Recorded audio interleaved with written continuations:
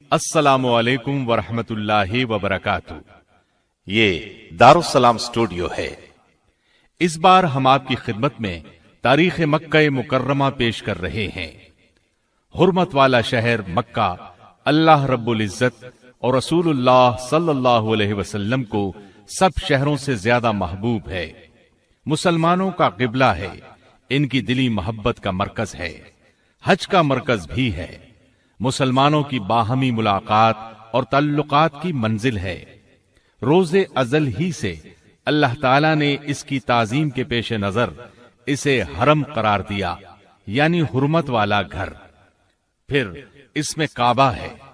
کعبہ روئے زمین پر اللہ تعالیٰ کی عبادت کے لیے بنایا جانے والا سب سے پہلا گھر ہے۔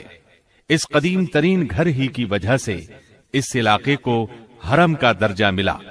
صرف اسی کو نہیں، اس کی ہر چیز کو امن و امان حاصل ہے، یہاں تک کہ درختوں کے پتوں اور دوسری خضرو نباتات کو بھی کاٹا نہیں جا سکتا۔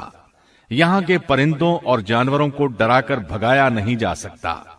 اس جگہ کا ثواب دوسرے مقامات سے کئی گنا افضل ہے۔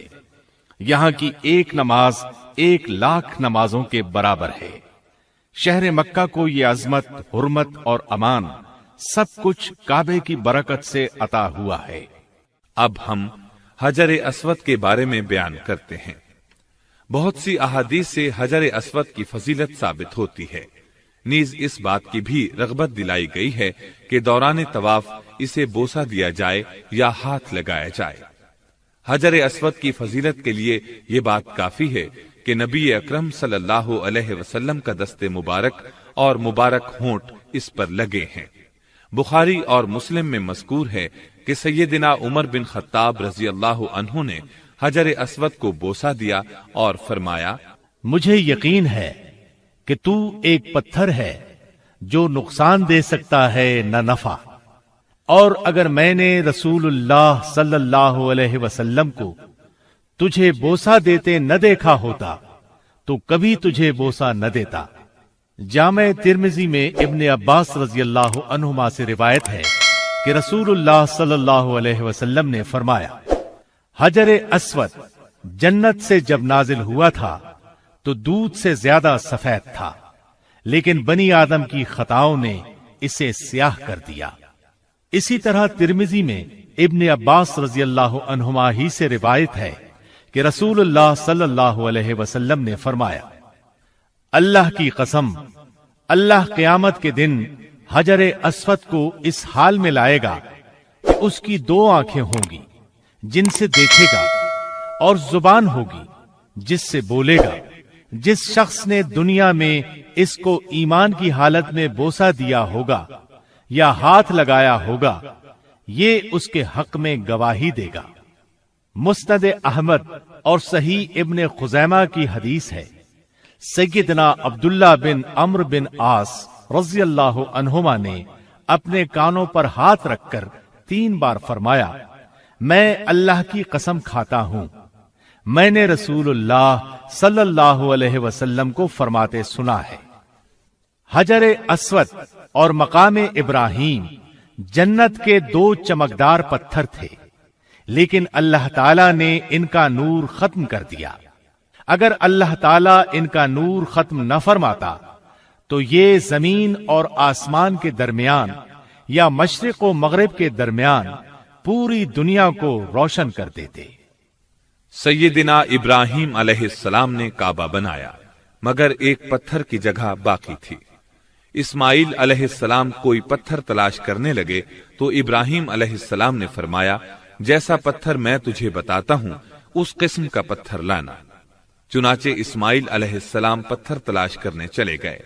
جب لے کر آئے تو دیکھا کہ ابراہیم علیہ السلام نے اس جگہ ایک پتھر نصب کر دیا ہے۔ پوچھا، ابا جان یہ پتھر کون لایا؟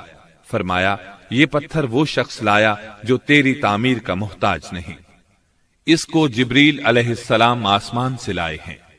سیدنا عبداللہ بن عمر رضی اللہ عنہما نے حجر اسود کو چھوا، پھر اپنے ہاتھ کو بوسہ دیا اور فرمایا، جب سے میں نے رسول اللہ صلی اللہ علیہ وسلم کو اسے بوسہ دیتے ہوئے دیکھا ہے उस वक्त से मैंने इसे बोसा देना नहीं छोड़ा। अब हम आपको जमजम के कुएं के बारे में बताते हैं। चाहे जमजम की खुदाई और चश्मा फूट पड़ने का किस्सा मशहूर है। इब्राहीम अलैहिस्सलाम अपने फर्जंद इस्माईल अलैहिस्सलाम और उनकी वालिदा को लेकर यहां आए। इस्माईल अलैहिस्सलाम अभी शीरखार थे। इब्राहीम अलैहिस्सलाम ने जमजम की जगह से कुछ ऊपर एक दरख्त के नीचे उन्हें ठहरा दिया। उस वक्त मक्का में खेती थी न पानी। उन्होंने उनके पास खजूरों की एक थैली और पानी का एक मशकेजा रखा और वापस चल पड़े। इस्माईल की मां उनके पीछे भागी और पुकारी, हमें इस बेआबाद वादी में छोड़कर कहां जा रहे हैं। उन्होंने कई बार ये अल्फाज पुकारे मगर इब्राहीम अलैहिस्सलाम ने तवज्जो न की। आखिरकार उन्होंने कहा, क्या अल्लाह ताला ने आपको इसका हुक्म दिया है? इस पर इब्राहीम अलैहिस्सलाम ने फरमाया, हाँ।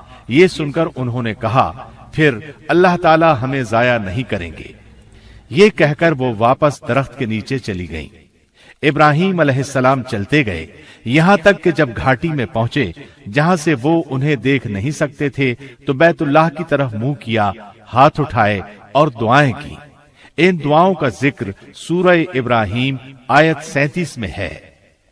ऐ हमारे रब, मैंने अपनी कुछ औलाद इस बेआबो गियाह वादी में तेरे हुर्मत वाले घर के पास ला बसाई है।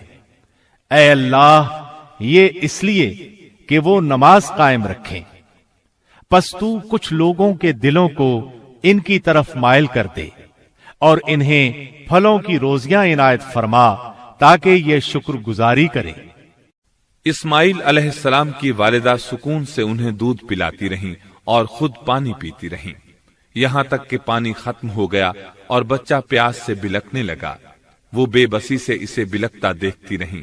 आखिर रह न सकी तो उठ भागी। करीब तरीन पहाड़ी सफा थी। इस पर चढ़कर इधर उधर देखा, शायद कोई नजर आ जाए, लेकिन कोई नजर न आया।